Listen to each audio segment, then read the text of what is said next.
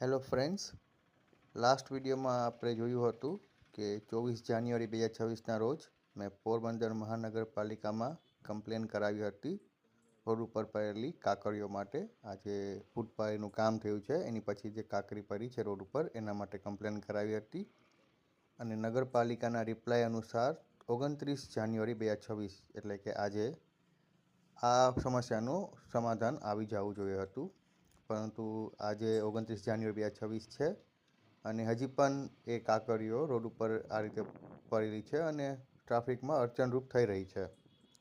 તમે વિડીયોમાં જોઈ શકો છો કે હજી પણ એ કાંકરીઓ રોડની વચ્ચે આવી ગઈ છે અને એના લીધે કોઈપણ વાહન સ્લીપ થઈને પડવાની સંભાવના છે ત્યાં એ જગ્યાએ.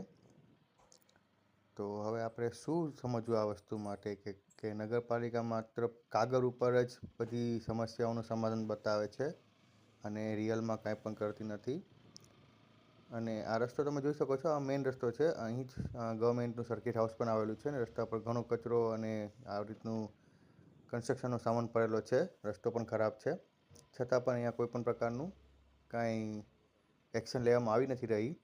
તો શું નગરપાલિકા માત્ર ટેક્સ કલેક્ટ કરવા માટે અને વેરો ઉઘરાવવા માટે જ મહાનગરપાલિકા બની છે કે પછી મહાનગરપાલિકા તરીકે એ લોકોએ આપણને સર્વિસ આપવાની કોઈ ઈચ્છા પણ છે?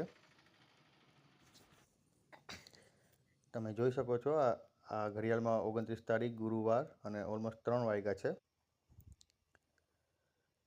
અને હજી પણ એ કાંકરીનો ઢગલો ત્યાં જ છે. તો જોઈએ નગરપાલિકા આગળ શું કરે છે.